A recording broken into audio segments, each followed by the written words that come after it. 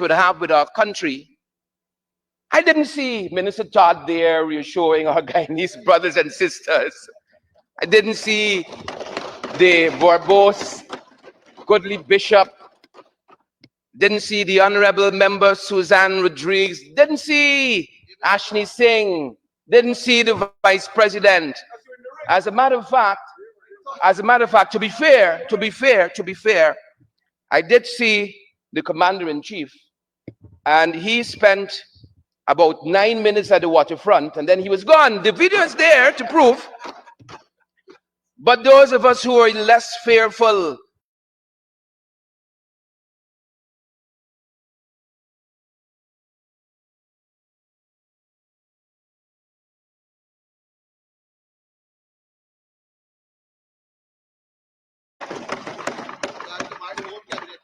I want to leave most of this retort and response to the Foreign Affairs Minister to my eminent colleague Amanzo Walton Desir, who I'm certain will deal with him. Suffice to say that Maduro and his administration, you understand why they have gotten more emboldened under this administration when you listen to the Honorable Minister of Foreign Affairs. All right-thinking Guyanese advised against the meeting in Argyle. St. Vincent and the Grenadines, Honorable Minister of Foreign Affairs, for that meeting and what we expended on that. What have we to show for it, Honorable Minister? Under your watch, the Haitian situation rose to crescendo under this administration, under our chairmanship of CARICOM, and we declared success because we installed an interim management committee of sorts in Haiti. Haiti is worse off today.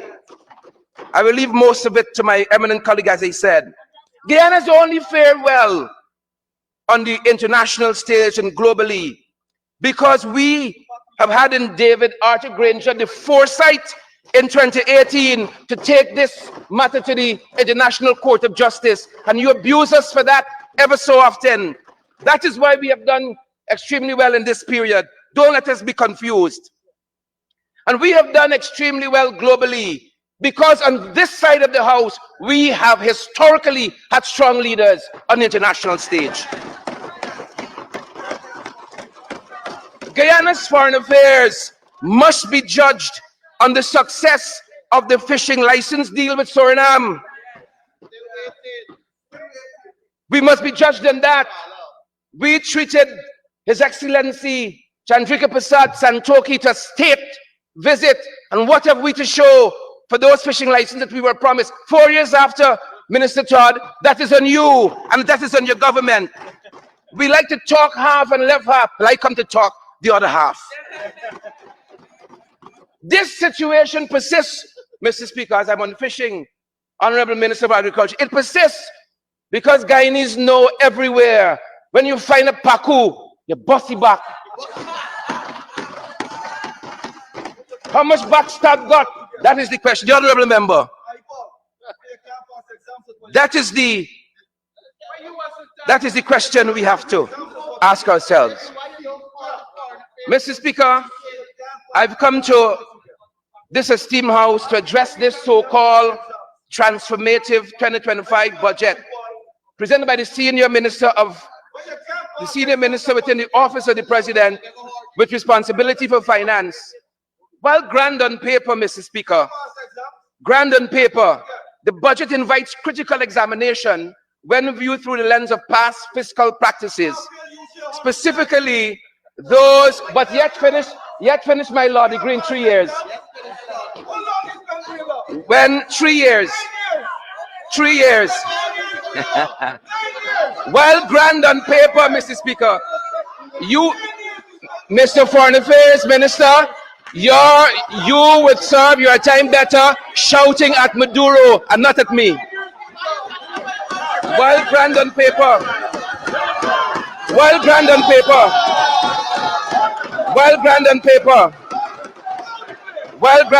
Honorable Member Mr. Duncan, I've stopped your clock, right? You'll get back your time. Please. Members, there is a standing order with respect to interruption, Honorable Member Todd. Honorable Member Todd, you had a chance to speak. And I want to caution members,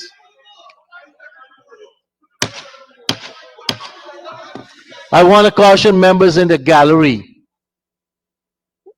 clapping, thumping on the desks is not for you. And if I see that again, I'll have to ask you to be removed. Go ahead, Honorable Member, please. For the record, I studied communications at the undergraduate level, at the diploma level from 2015, from 2009 for 2 years, pursued law after that, studied for 3 years and passed, didn't fall out. Graduated from the law department of the University of Ghana in 2015. And I became student president in my first year at UG.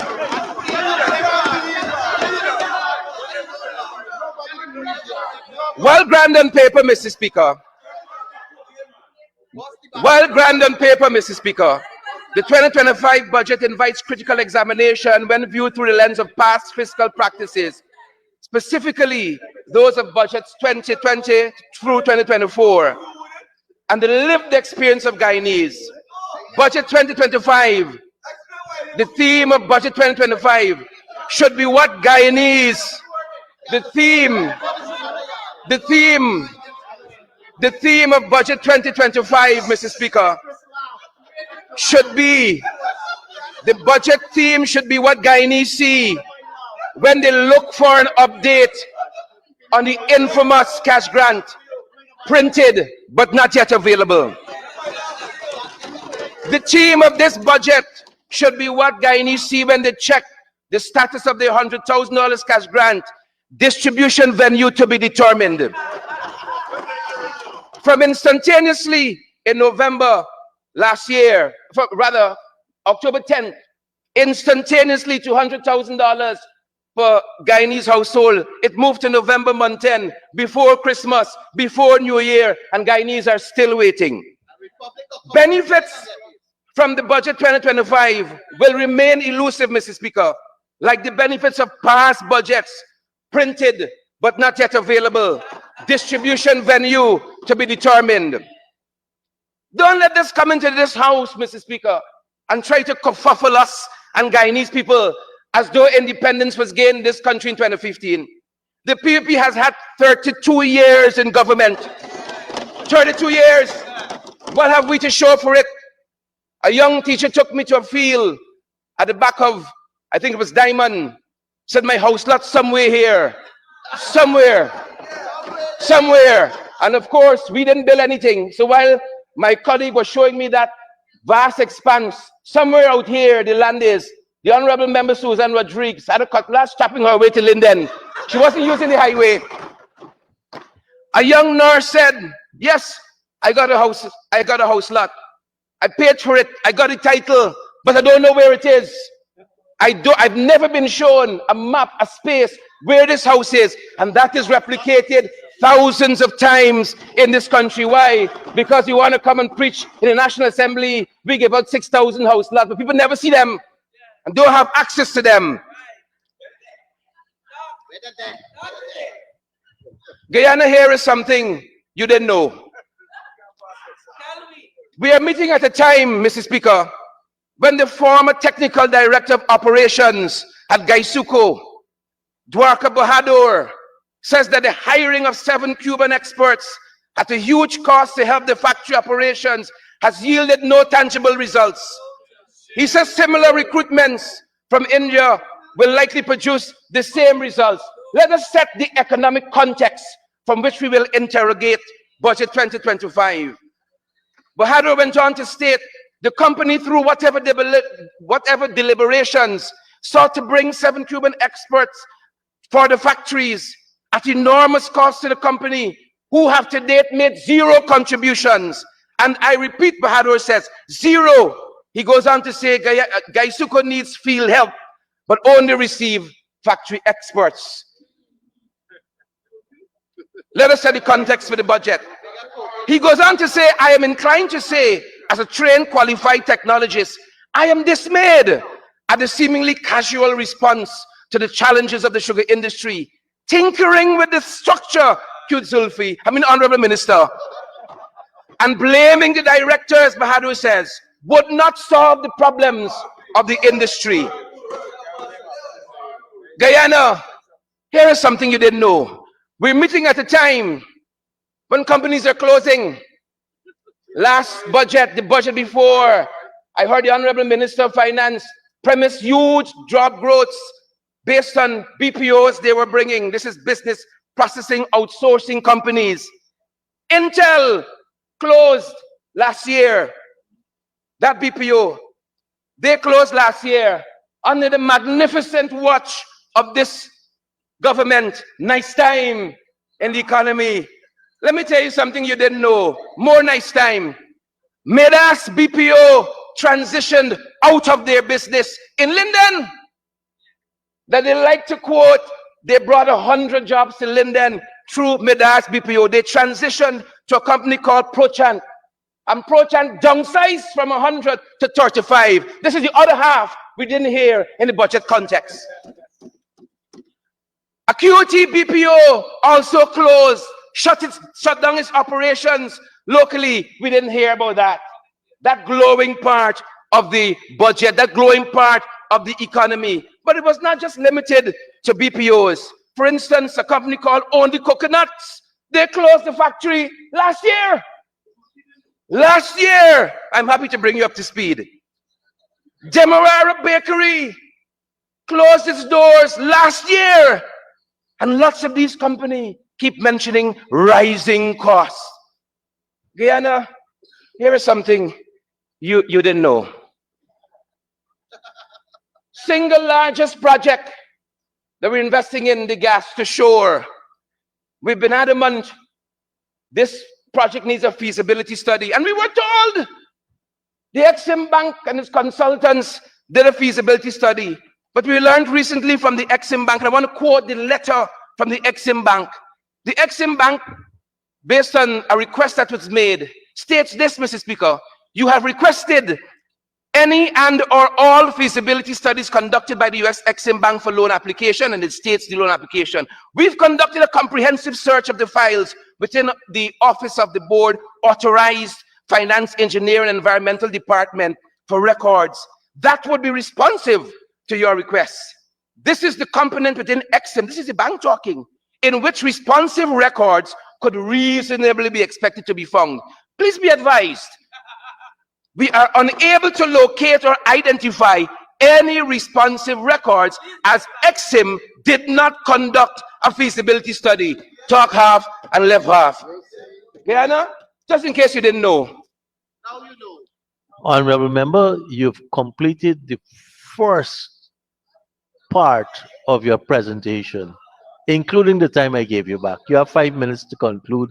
Can someone so move?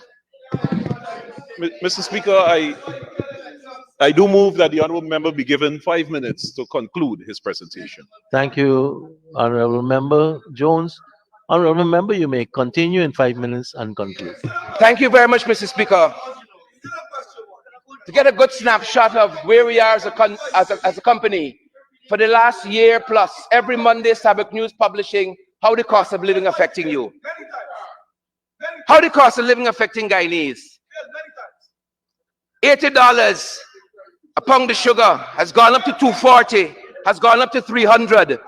Rice has gone from 2,010 kg back to 2,800, right? And it has gone beyond that. They mentioned transportation costs has gone up. Among other things, housing materials, honorable member, cement, zinc sheet, sand has all gone up. Just in case you didn't know. Pensioners like Venus Wright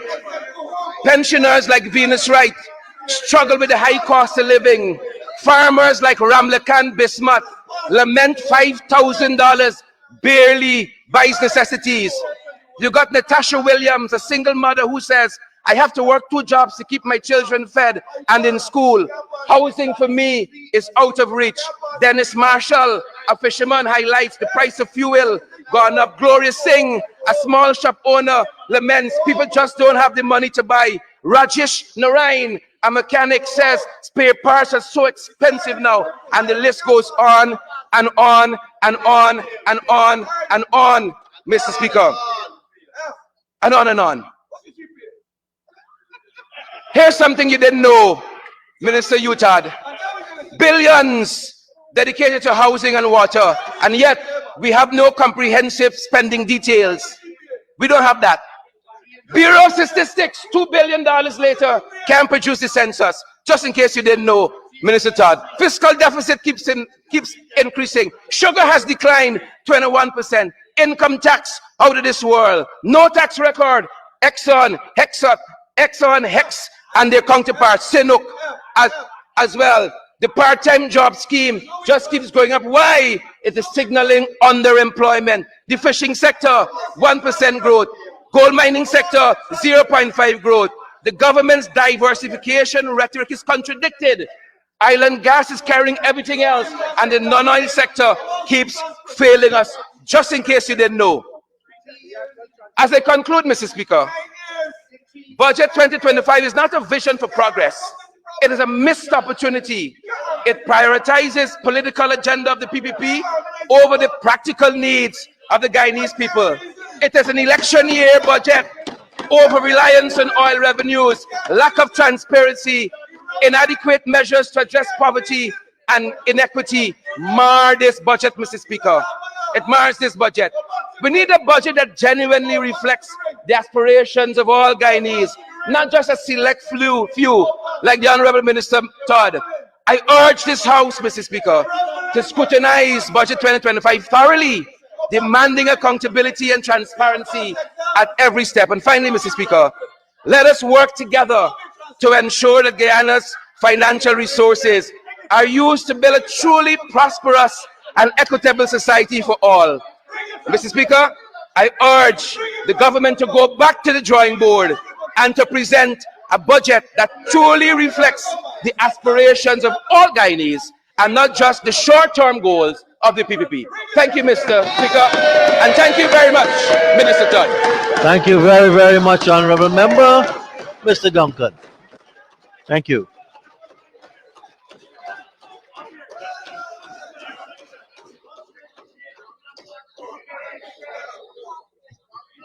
Honorable Minister in the Office of the Prime Minister, the Honorable Member, Mr. Kwame McCoy. You may proceed with your contribution, Minister. Thank you very much, Mr. Speaker. Mr. Speaker, I wished that the AFC had done a feasibility study on the stage they mounted at Parade Ground that collapsed.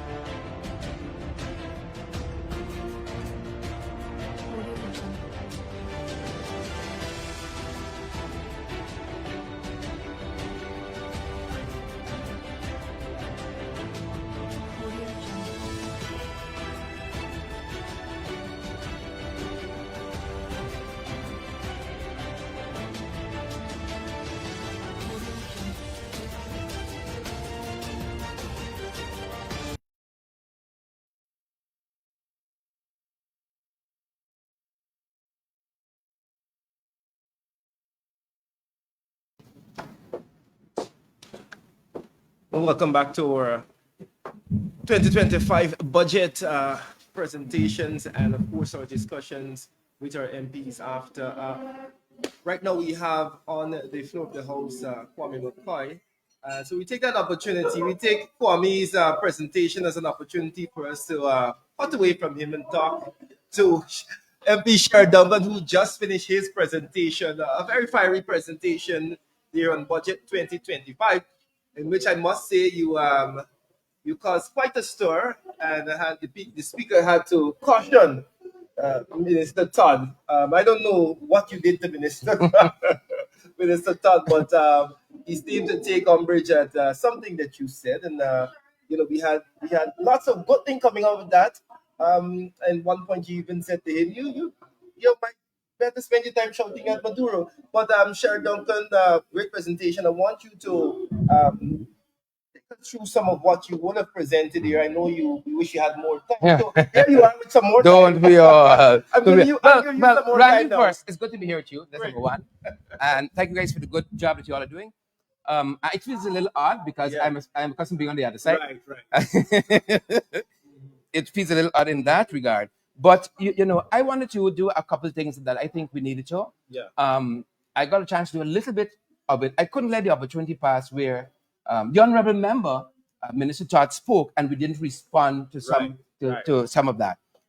We're going to support the government largely as it concerns our territorial integrity. But clearly, there are some things that we could have done better Yeah. in terms of foreign affairs. But I really wanted to start for the records, laying out what the AFC is as a party, what our belief system is as a party, some of the things that we believe in. And I thought it was important because you have a better sense of my outlook on this budget, some things that we're very, very, very keen on. We have over the last 4 years, along with the parliamentary opposition, along with what we call it now, the joint opposition parties, Yes. been talking about the policy gaps, and the AFC as well has been laying out some policy that we would love to see happen. This government is a government that is intolerant of opposition voices, or voices, period. One of the things I wanted to point out, early in their administration in 2021, they met with a lot of the small parties. We didn't see that afterwards because they don't like what you have to say, and so they try to shut you out. That only happened in 2021 after they had just come in. That was absent. But you need other voices in any government, in any administration, and the opposition is part of that. So I wanted to do some of that, and also talk more centrally too to some of the issues we have with housing. Look, every government is going to give out land, is going to give out housing, but the structure in which you do that, that is the important thing. And if you look at how, for instance, they've handed out these cash grants, very chaotic, that is housing for you. We operate, especially in urban areas, as though we have a huge expanse of untouched lands. So there's no housing policy. And that is one of the clear challenges that we have with this administration. And as I pointed out, while we're hearing a lot of numbers, we've given out 50,000 house lots or whatever the number is, when you dig down, when you go underground and you talk with people, then you hear the real story. Yeah, I might got a piece of paper in my hand. It's like being given a house lot, but I don't know where it is. Right. I'm unable to go and start because it might not be developed properly. And the fact that I have had to pay an arm and a leg for the land, I'm not have to wait to rebuild my funds to even start building on that land. Yeah, and one of the things they talk about, in addition to how much they've done in housing, is they're finished their budget. They finished their manifesto. They've finished that, but yet you see them talking about you got so many squatter settlements yet to be regularized. I mean, like this is madness. Right? So there is still a lot of work to be done, but we understand how they treat squatting settlements. We understand, for instance, we've been there in Success Squatting Area. We've been there in Amelia's Ward, Hillput. We've been there at Kinview, Mucka. And so we understand that beyond the rhetoric here, as a colleague of mine loves to say, beyond the rhetoric here, when you really and truly interrogate what they're doing on the ground, then you see all the deficiencies. And that is what we have a challenge with. And as I've said, look, we have worked with this government. We have supported them where it matters, and we've had our differences. When they wanted to do the cost of living measures. We agreed to a $5 billion. We came back later on, we agreed to $7 billion. And we're probably going to agree with the $9 billion because people matter to us as well. Yeah, yeah. And of course, you advocate for more. Correct. To be done, Correct. Lots more can be on done. that. Lots more. And as we talk about more being done, you noted in your presentation that you see Budget 2025 as a missed opportunity, and it prioritizes the PVP agenda. What would you wish to see, included? What are some of the missed opportunities you think that they could have focused more attention on? Details. Details. I did get a chance to mention some of that. For instance, you're hearing some big numbers, but it lacks the detail in housing again and water. You're hearing these big numbers being allocated, but how are you going to spend it? Another part of what we'll be telling the people of this country is look at, for instance, if you read the mid-year report last year, the end of year report, you got big spendings, but by the time you get to mid-year, 25% of $200 billion has spent. How are you spending now all of that amount by year end? It's impossible. So proper, prudent management and all of that. Those were some of the things we want to see. It's not just about numbers, but it's about the management. And that is where they fail. They go to the ground, they huff and puff and they talk. They go in and meet all these people and they got all these interactions and all of that. And then you bounce up with things like what's happening at, for instance, the Tamari Medical Center. That is that it replicates itself throughout this country. The regional medical officer himself at a meeting recently, because of that engagement with the president there in Tamari, said that Tamari Health Center that is not the anomaly. He said there are lots of challenges. 5 years in, billions of dollars later, and he makes this admission. This is nothing strange, basically. I want us to go far from that, because when you talk about healthcare, you have to man the healthcare sector. You need nurses, you need doctors, you need medical personnel. I wonder if there's a study or any research being done amount of nurses that would have left over the last 4 years, because we hear that, for example, Georgetown Hospital, between 500 and 700 nurses needed. Region 4, you hear people are begging nurses, persons to go and do the nursing course. How are they dealing with that? Are we going to build 2 or 3 more hospitals, and every single day there's a need for those personnel? How do you see any movement towards ensuring that these facilities are staffed properly? No. Why weren't we faced with this kind of acute problem in the last 5 years? Why is that? If the country is doing so well, and with the fastest growing economy, why are these medical personnel, these nurses going? Why are they going? That is one of the contradictions. Why are they going? If we're doing well, and the shadow finance minister pointed that out this morning, if we're doing well in power and light, then why are you taking taxes off of this? If we're doing so well health-wise, you're building all these hospitals, everything on the up and up, nice time, then why are you farming out some of it to private entities? What is this about? So the budget has a lot of contradictions. And that's why I ended by saying, let us sit down and let us hammer this thing out properly, so we all have something that we can be proud of at the end of the day. I've never really met Irfan Ali personally. I can't say, he's a good person. Per se, I know about the policies, I feel the brunt of it every day living in this country. I'm a Guyanese, I'm a stakeholder in this country. You feel it every single day. They promised us, they said public servants, they said people in the hinterland are going to be the first to get a cash grant by the end of November. We're still waiting. And that is the reality of it. But they don't want to talk about that. They want, when the president come, you must sue away him. You put on a mala and you say, good leadership, Mr. President. Good leadership for them is coming to Mabaruma waterfront. What's the name of the area? Mabaruma waterfront there. Kamaka, and for 8 minutes and trying to show leadership, and then you run up in the mountains with 40 soldiers and you say, I am a leader, but you're not really with the people and feeling their struggles. Much the same, if they're in all these communities, Randy, how they miss the Tamari Medical Center, how they missing all of these places. And this is not new. It repeats itself time and time again. But one of the fundamental problems that happened here, the system don't work, and they don't want the system to work. Why only when the president comes, then you could get water? Why only when the president come? Your bush could get cut, your light could get fixed, your roof could be bended. Why only then?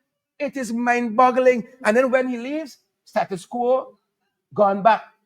The president went to Mara 2 years ago, and in similar fashion, he had a 5:30, and a lot of instructions were issued. A lot of threats 2 were years, a lot of threats were made. 2 years later, he goes back. Similar fashion, he has to be televised. He's got to be on social media. And then when he asks about updates on number of things, bridges and roads and all of that, nothing is done. He said pensioners should now get the pension in New Amsterdam. That was 2 years ago. Little to his bewilderment, he gone back. Nothing. The pensioner still got to go all the way out to New Amsterdam. That is replicated time and time again. Listen to what the doctor said. The good doctor. I hope they don't victimize her. Yeah. Listen to what she said. 2 days before you came, we get the supplies. Because you know his president is coming. Yes, road gonna fix when the president come in. Right? Thing gonna come. Water gonna start running when the president come in. This is madness. All of us in this country, we wanna open we tap. And if you get a glass of clear water, you could drink. That must be the first draw. I want him to go back in a year's time, in 6 months' time, turn on the same well, put a glass there, and drink it. You get a different quality because that is what obtains in this government. They good on the surface. On the surface, you can hear these big numbers, but when you drill down in them, when you drill down. Hello. Before we let you go, I want to just tackle two more things quickly. One, you spent some time in your presentation pointing out the issue of cost of living and the good work that Stabrook has been doing in terms of highlighting and speaking to these people on the ground. Do you see enough in this budget? Because we know the pocketbook issue. People are worried about how they're going to feed their children. The short answer is no, right? Because last year was the largest budget ever. And I'm watching the shadow finance minister at the back of the room where we are. And I don't want to speak out of term, but I think this budget is only 20% bigger. Last year's budget was times bigger than the previous budget. And if you couldn't do it then, you can do it now. Yeah. One of the things I failed to do was to say initially that the whole 2020 coming up, that period should be characterized by the pink slips. Because a lot of people still holding pink slip. And then they come to promising now cash grant. But hold on. And that is characterized as government. You're nice on paper. Yeah. Biggest GDP, fastest growing economy, right? High income country, we've been designated a high income country. But when you drill down in Kwame, you just hollow. No, I don't know about any drilling in Kwame. Sorry, but when you drill down into the budget. in the budget. So let us go on one other thing. I don't want us to throw this away. I think we should continue to ensure that the people understand this particular issue. I hope the folks sharing the live. Yes. I hope they share. Definitely. I know last night you had leader of the AFC on your program tonight in news and spoke sometime on this. I don't know if he spoke on the program about. I know he spoke about GCOM, but the issue of this feasibility study. I just want your thoughts quickly on that. I know you spoke about it in his press conference today. The fact that this government is so dismissive of the people of Guyana that they can come and tell us, yeah, there was a feasibility study. Yeah. When you investigate, no feasibility. Yeah. And I want you to impress upon the people how serious this matter is. Yeah. Look, it has occurred to me, to quote a colleague of mine, it has occurred to me that we need to hold this government by a higher standard. The people of this country across the divide, that is a fundamental problem we have. We say, oh, it's the PPP, right? Also, you know what? Laissez-faire, yeah. right? You make allowances for the corruption. You hear about Dion Bascom and the police force. Oh, it's the PPP. You hear about Calvin Brutus. Oh, it's the PPP. You hear about all these egregious things, right? Unless the international community didn't come down on them for the Dharamlal of this world, we would have still been contending with him now. And so we have to hold them by a higher standard. By the same standard we hold the coalition government. Yeah. I dare say. By the same standard, because much is expected of us. Yeah. And rightfully so. You're talking, I know you mentioned this last night, the largest investment. Biggest project that we would have invested in our nation's history. And it's as if you're playing flippant with it. Maybe they have a feasibility or they did due diligence. And start you ask whoever you want to ask. Me not ask you no more question. Move on. Right. Yeah. Right. Yeah. And is this as if it's a personal thing now? Oh, yeah, I'm gonna stop this project. Yeah. Oh, yeah, I'll stop a mile. Yeah, I'm gonna stop this project. Yeah. As if the views of the experts and the fact that this project may affect generations to come. Correct, correct. And you know what? They blame us for a lot of things in sugar, but the Skeldon modernization project is on them. The Skeldon Sugar Factory. They were told, much like we're telling them with the gas, the gas energy project, and they sell all of these lavish things. They sell us now. Oh, it's going to do all of this. It's going to provide electricity to certain parts of Barbados. Oh, it's going to create all these jobs. Oh, it's going to do the same playbook all the time for people to buy in to the measure. And then you are saddled with this. If a Mile of Falls was so nice, y'all in 4 years, why you pursue it still? Huh? If it was so nice, why you push it still? So that is the challenge we have had. PPP and big projects is like an oxymoron. They don't go together at all. You got the Skeldon modernization factory. You got the fiber optic. You got the one laptop family. You got the Cherry Dragon Airport, the longest building, most ugly airport in the world. But it is still there and still going on. Every 2 mornings, the Minister of Public Works run up there. He claimed he reads the right act. How many times we heard that? No more funding, no more deadline. They just said they're doing a new wing or a new bridge, another $500 million.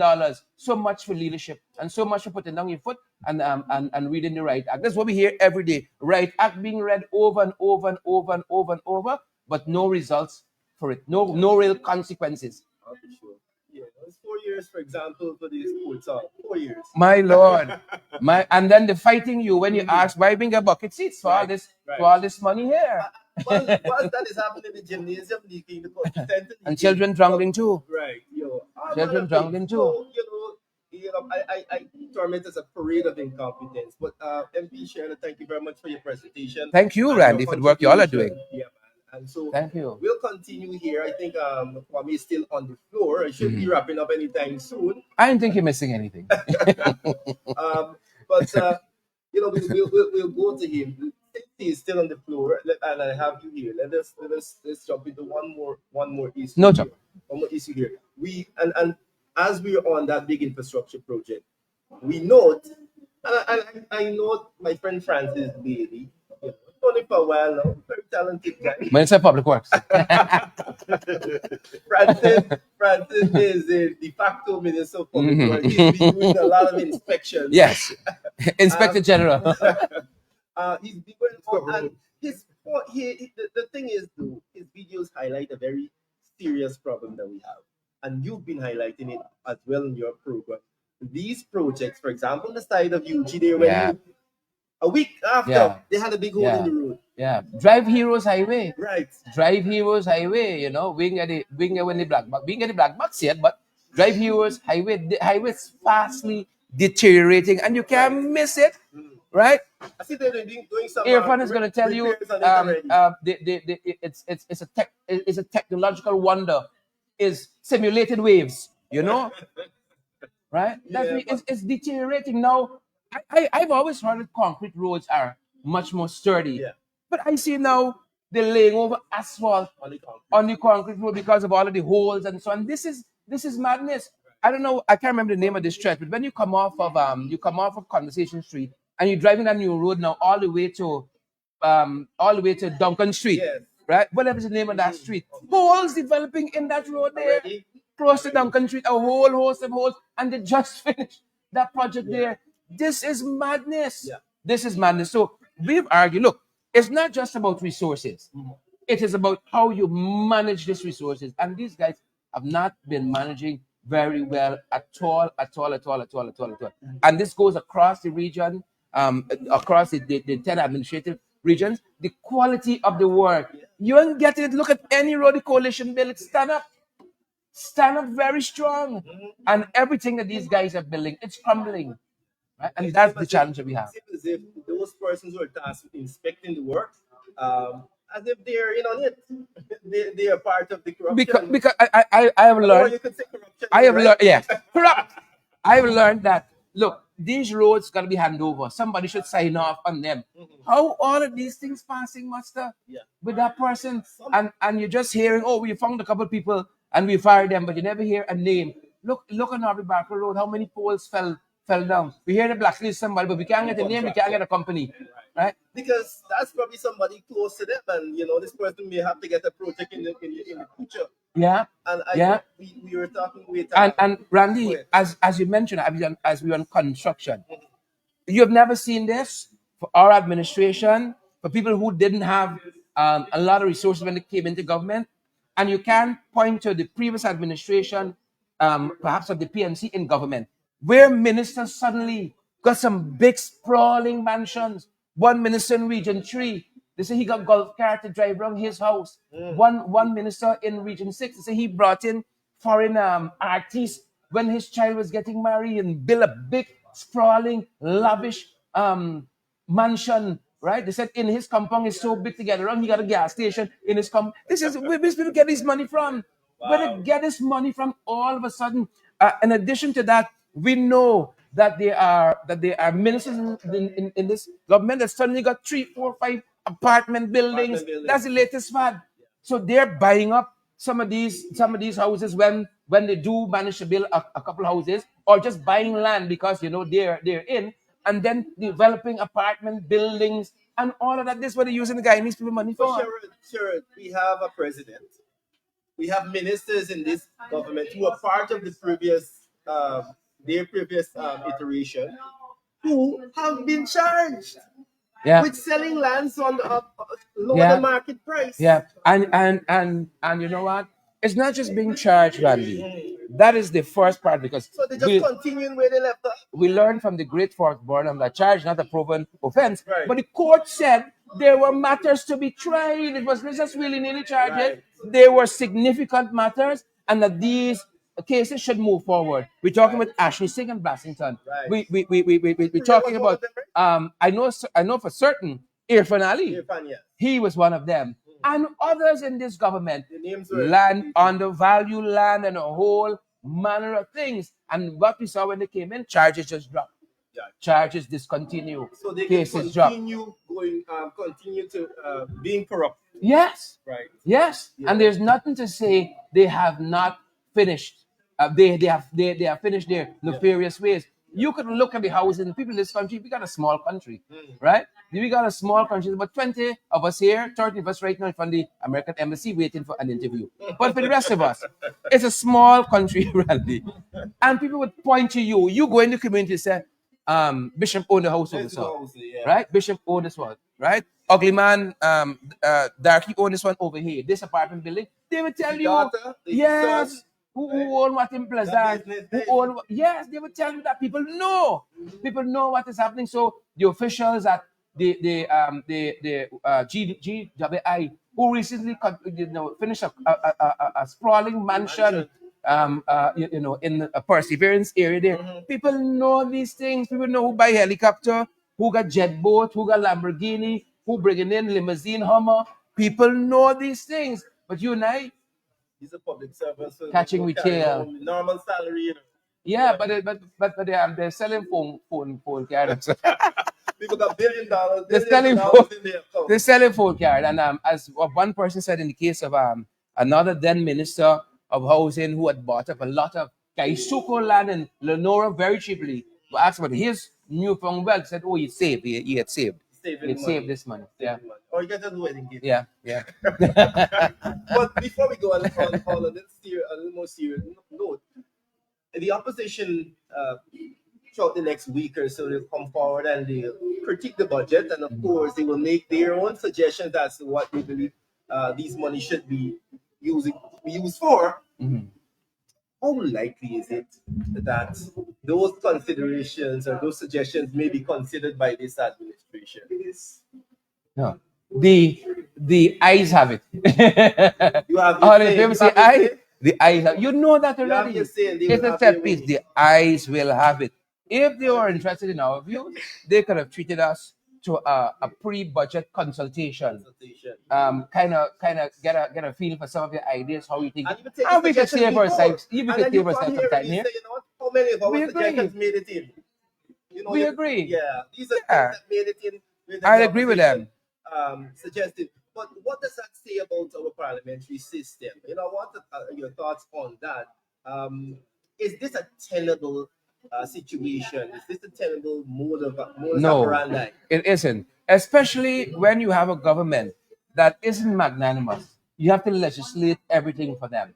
So you would have to legislate then that you have a pre-consultation, Yeah. all of that. All you got systems in place that they're not following. Mm. I forgot to highlight in the Guyana. Did you know if we haven't appointed the Chief Justice? Yes. And the chancellor. The president said since he came in, we get this done. Soon as we get the Judicial Service Commission in. That commission was empowered months ago, and now is another excuse. It's something else. It's kick the can down the road, down the road. The Henry boys, you hear no stone unturned, and nothing ever becomes of it. That is the administration. They got on paper, Randy. They good on paper, Yeah. but like the checks for the cash grant, printed. Yeah. But It's a peculiar situation Yeah. where you have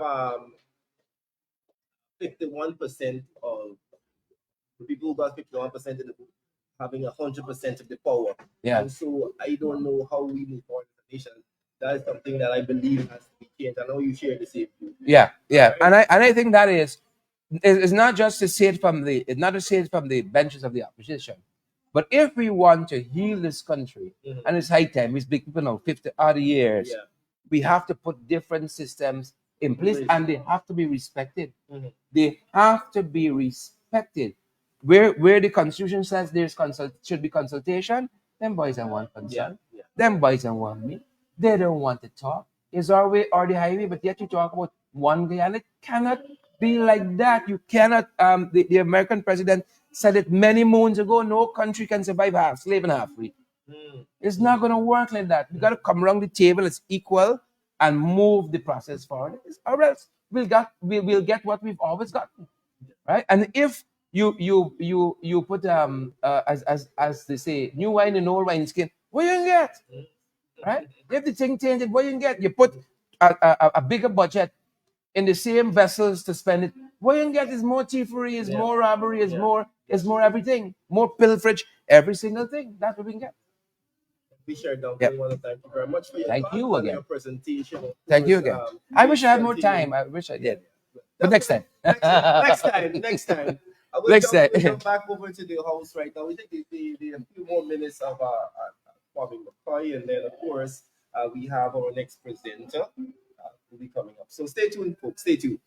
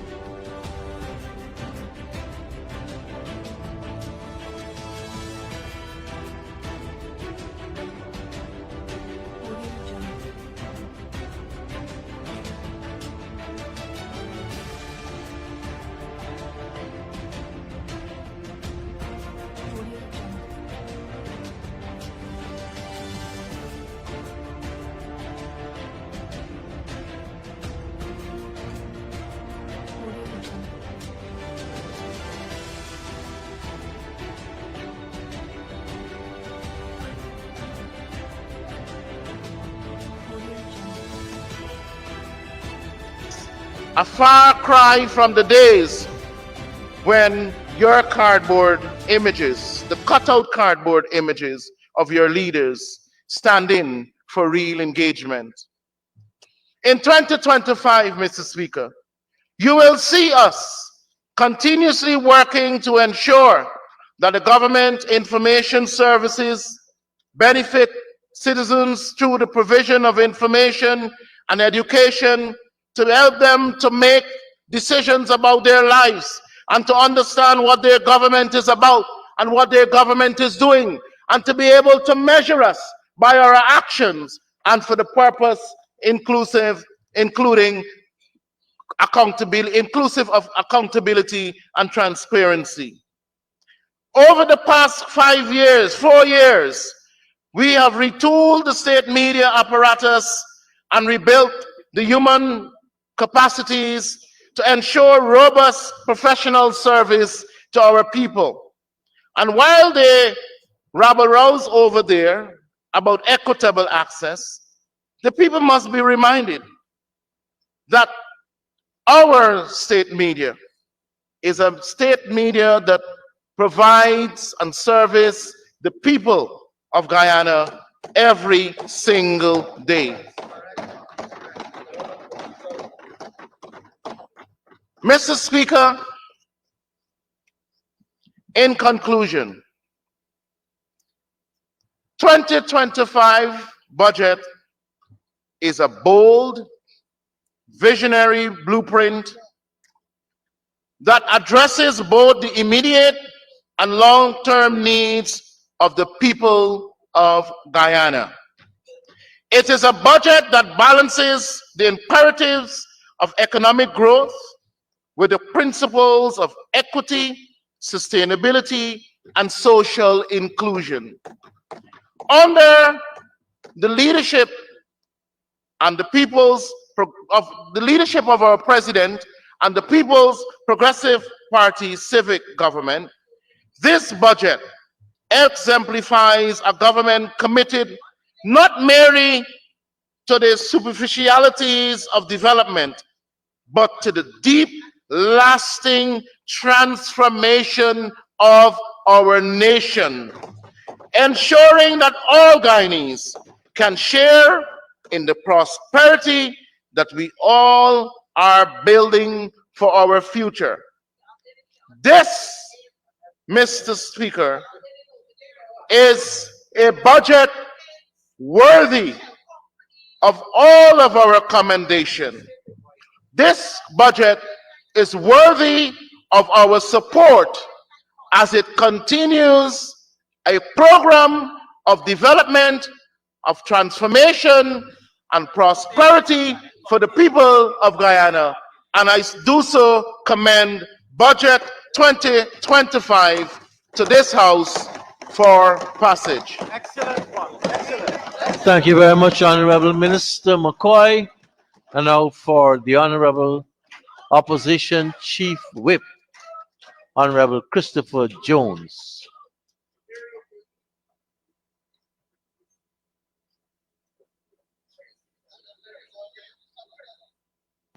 Honorable Comrade Member, Speaker, you thank may you. start.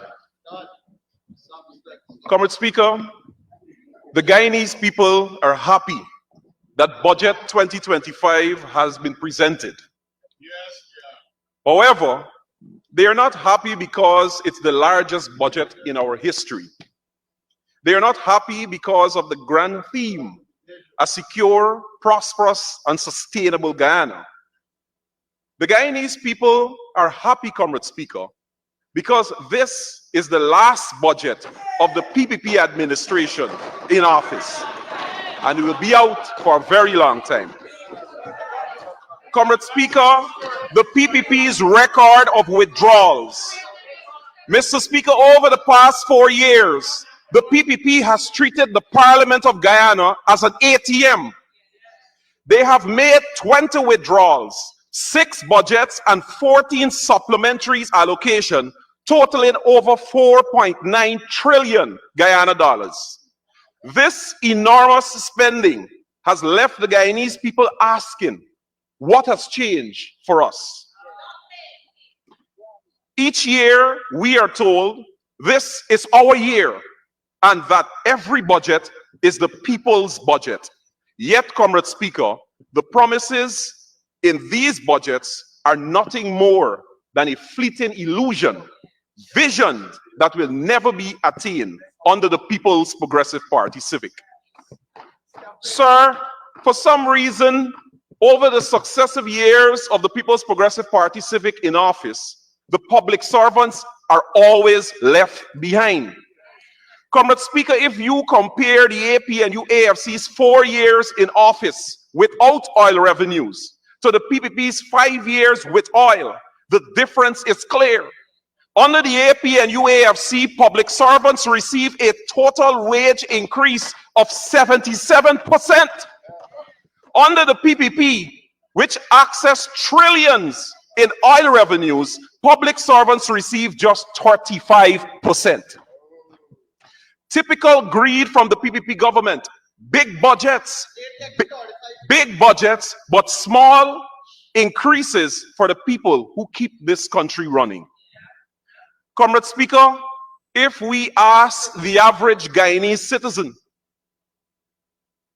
or if we ask the average Guyanese citizens, have your lives improved with these large budgets and oil revenue? The answer will be a resounding no. The cost of living is unbearable. Access to clean water inconsistent. Roads and bridges are poorly constructed. Health centers lack medication. Electricity blackouts are frequent. Let's speak of the abundance of water. The people of this country are thirsty. Mr. Speaker, the Honorable Minister of Water and Housing spoke glowingly just a few minutes ago of portable water, wells, and treatment plants. And the Guyanese people now have access to portable water, according to the Honorable Minister. But, sir, the Honorable Minister could not have been speaking about the 592. The Honorable Minister could not have been speaking about the Cooperative Republic of Guyana. Comrade Speaker, on Friday, the 17th of February, the very day that Budget 2025 was being read, on 94.1 morning program Jumpstart, a woman called in from Westminster, Parfait Harmony, complaining that for weeks, Parfait Harmony has been without potable water. Comrade Speaker,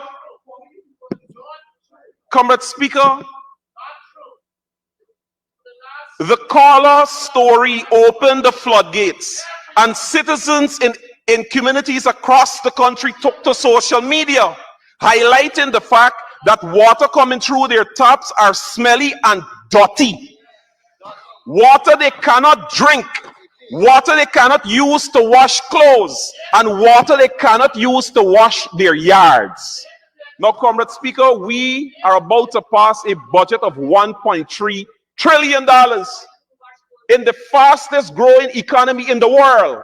And the average Guyanese citizen can't get portable water from their taps. The water is so bad that they cannot even wash their yards. A little bit on health, Comrade Speaker. Mr. Speaker, under the David Granger administration, patients across the country were provided life-saving dialysis treatment free of cost at several centers, including the New Amsterdam Hospital. However, sir, when the PPP took office in 2020, this program was scrapped and replaced with a private partnership that imposed a fee of $24,000 per session. Patients are now required to pay out of pocket $12,000 for each session, with 3 sessions per week needed, Comrade Speaker, amounting to $36,000 weekly or $144,000 monthly. Comrade Speaker, the devastating result is that over 45% of the patients who receive this life-saving treatment, previously free of cost before 2020, are no longer with us. Not because they sought treatment elsewhere, Comrade Speaker, but because they are dead. Mr. Speaker, one such patient, whose name I cannot disclose out of respect for his family's privacy, was a water vendor, a man who supplied water for residents in the New Amsterdam and surrounding communities. He expressed that he simply cannot afford $36,000 per week for dialysis treatment, and he has a family to feed and bills to pay. Forced to prioritize the well-being of his wife and children, he was unable to continue treatment. Tragically, Comrade Speaker, 4 months ago, this man died. Comrade Speaker, on youth, the young people of Guyana are our future. And in a country overflowing with oil revenues, they deserve meaningful investment in their potential. Comrade Speaker, our young people deserve access to funding to start their own businesses, substantial innovation grants, government guaranteed loans, business supported services, land for their ventures, and timely permits and approvals without unnecessary delay. It is time to end the Friends and Family Opportunities Program and let merit and fairness prevail. Comrade Speaker, the PPP government continues to fail the young people of this country by neglecting the priorities of same. Comrade Speaker, the Honorable Minister Susan Rodriguez, in her presentation, made reference, essentially saying, or giving the impression that nothing happened in Guyana before 1992. Comrade Speaker, I'll take the opportunity now to remind the Honorable Member. The Honorable Minister of Finance, Dr. Ashley Kumar Singh, in his budget presentation, page 100, stated under the caption, free university and tertiary and vocational education. He went on to say, Mr. Speaker, it would be recalled that our path to offering free tertiary education begin with the write-off of outstanding student loans at the University of Guyana. I'll stop there. Comrade Speaker, the People's Progressive Party Civic would want to give the young people of this country the impression that they are about to introduce free education in this country. But sir, it was under the People's National Congress reform and Lyndon Forbes Sampson Burnham that Guyanese received free education from nursery to the university. And many of the government ministers sitting in this house right now, Comrade Speaker, are products of free education under the PNC. But sir, they want to hoodwink the young people of this country, because what they needed to say to the young people of this country is when the People's Progressive Party Civic came to office, they introduced fees at the University of Guyana. Comrade Speaker, when we say the PPP has lost touch with reality and the people of this country, it's an understatement. They just don't care. For here is a political party founded on the struggle for workers' rights, but better paying jobs and better condition for the working poor. Mr. Speaker, you may know the PPP's party battle song, "Oh fighting men," will now have to be rewarded. It has to be rewarded, Comrade Speaker, for the PPP now finds itself as a party fighting to enrich themselves, their family, friends, and favorite. Comrade Speaker, former President of the United States, Joe Biden, in his farewell speech to the American people, stated, and I quote, "Today, an oligarchy is taking shape in America with extreme wealth, power, and influence that threatens our democracy, our basic rights and freedom." End of quote. Comrade Speaker, an oligarchy which threatens the democracy in Guyana has already been formed, and it is rapidly growing. Mr. Speaker, the people refuse to be condemned to servitude under the PPP oligarchy. Comrade Speaker, but I remind this House that it was former President David Granger who warned this nation in July 2011. He stated, and I quote, "The PPP has spawned a new culture that is not based on meritocracy. It is a kleptocracy supported by an oligarchy. It supports the people who places personal greed before the public need." End of quote. Mr. Speaker, today there are allegations, and I cannot use the word corruption, so I will replace it with dishonest dealings. Mr. You can't use that either. No. Could I use loot? Could I use loot? All right. Today, Comrade Speaker, there are allegations of loot. Sorry. There are allegations of loot in almost every government ministry and agency. What is worse, Comrade Speaker, these allegations of loot have been leveled at Your time's still going. So if you want to continue that way, we will run-ins. Okay. Comrade Speaker, I will ask them to expunge the that's fine, Comrade Speaker. Understood. Comrade Speaker, what is what is worse, Comrade Speaker?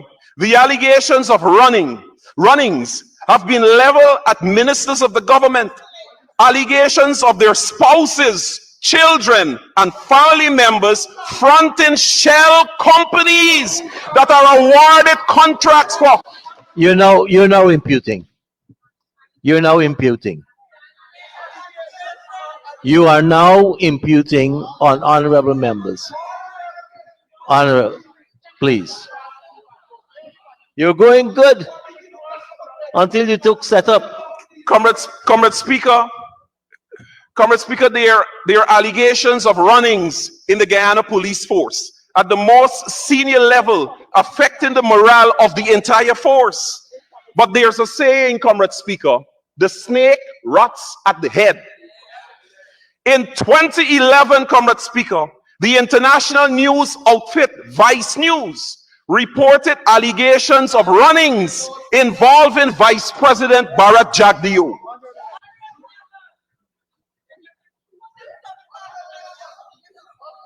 Honorable members, there are standing orders with respect to imputing and also referencing, and I would not allow it.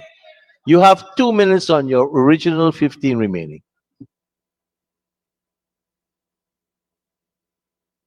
There's also a standing order with respect to repetition, and we've heard that over and over again. Go ahead.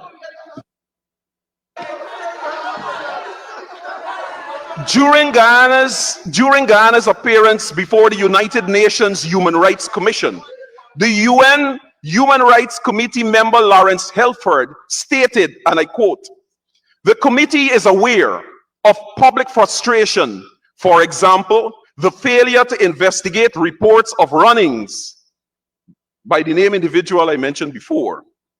The committee also notes allegations of runnings in the Guyana police force and the judiciary." End of quote. In her response, the Honorable Minister of Governance, Gail Teixeira, stated, and I quote, "Allegations against the individual I mentioned before were never investigated because no police report was ever filed against him in the matter by anyone." End of quote. In other words, Comrade Speaker, the Guyanese citizens are expected to report allegations of runnings involving ministers and senior government officials to the same Guyana police force that itself faces allegations of runnings at the highest level. For you to continue running, you'll need 5 minutes extension. Mr. Speaker, I move for the honorable member to be given 5 minutes to complete his presentation. Thank you, Honorable Member Maipol, Honorable Member Mr. Jones. I think you could now leave off where you're running to and continue on where we should. Thank you, Comrade Speaker. Comrade Speaker, parliamentary committees play a crucial role in any functioning democratic system. They enhance the efficiency, accountability, and transparency by facilitating in-depth investigation of issues, policies, and legislations. Take tasks that cannot be thoroughly addressed during regular parliamentary sessions due to time constraint. Comrade Speaker, the Ministry of Governance, headed by the Honorable Member Gail Teixeira, organized a human rights and anti-runnings expo on the 9th and 10th of December 2024. The minister stated, and I quote, "We are trying to create resilient institutions that have the capacity and the competency to reduce runnings, to not only prevent and reduce it, but to also uncover it and prosecute it. End of quote. One such committee, Comrade Speaker, that plays a critical role in this regard is the Public Accounts Committee of the Parliament of Guyana. The committee examines the accounts detailing the appropriation of funds granted by the National Assembly for public expenditure, as well as accounts referred to it by the Assembly alongside the Auditor General's report. Comrade Speaker, the Honorable Member Gail Teixeira, a member of the Public Accounts Committee, has overseen the decline under her PPPC administration. Over the past 4 years, these are the meetings of the PAC. In 2021, the Public Accounts Committee of the Parliament met 25 times. In 2022, it met 21 times. In 2023, only 11 times. And by 2024, the number dropped to just 9 meetings for the entire year. This, Comrade Speaker, is as a result of a resolution piloted by the Honorable Member Gail Teixeira and passed by a one-seat majority. Nothing better can be said of the other committees of Parliament, Comrade Speaker. In my budget speech in 2024, under the caption governance, I highlighted the highly egregious situation with the committees headed by members of the government. Comrade Speaker, nothing has changed, and which flies in the face of Article 13 of the Constitution. Comrade Speaker, during the 2020 elections campaign, the PPP frequently emphasized the importance of constitution reform. In their manifesto, they promise, and I quote, "We will ensure that the Committee on Constitution Reform advances its work through nationwide consultation, following the model used in the past, comprising half the members of the civil society and equal representation from government and opposition." Comrade Speaker, this committee is headed by or chaired by the Honorable Attorney General Anin Andalal. In 2023, this committee never met, never held a single meeting. And in 2024, after I highlighted this fact, the committee met once. Comrade Speaker, quickly on foreign relations. My God, mercy. I'll close with foreign relations, Comrade Speaker. We saw,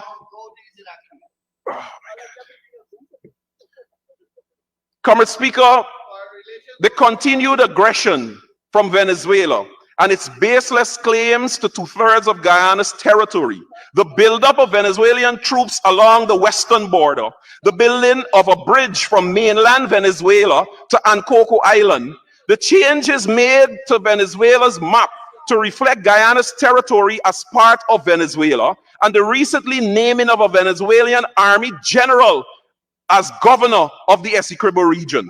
The Foreign Relations Committee, Comrade Speaker, for the year 2024 held only one meeting, Comrade Speaker. And sir, it should be noted that the chairmanship of which the Honorable Minister Utad is chair expired last year, and that committee should be chaired now by the opposition. We await that meeting. Comrade Speaker, in closing, according to the standing orders, the Parliamentary Oversight Committee on Security Sector, which shall have responsibility for the examining of policies, administration, and entities in the security sector, namely the disciplined forces, Comrade Speaker, influx of migrants, adding more challenges to the law enforcement authorities, coupled with high crime rate, the importance of the committee's meeting is crucial. Comrade Speaker, this committee is headed by the Honorable Prime Minister, retired Brigadier Mark Phillips. Meetings held by this committee, Comrade Speaker, in 2021, 0. In 2022, 0. In 2023, 0. And 2024, 0. Comrade Speaker, Budget 2024 is not a budget for the people. It is a blueprint for the enrichment of a few. It is a blatant, it is a betrayal of the trust and hopes of the Guyanese people, a farce a pretense, a shameful transfer of wealth from the many. I think you've run out of words and run out of time. Thank you very much.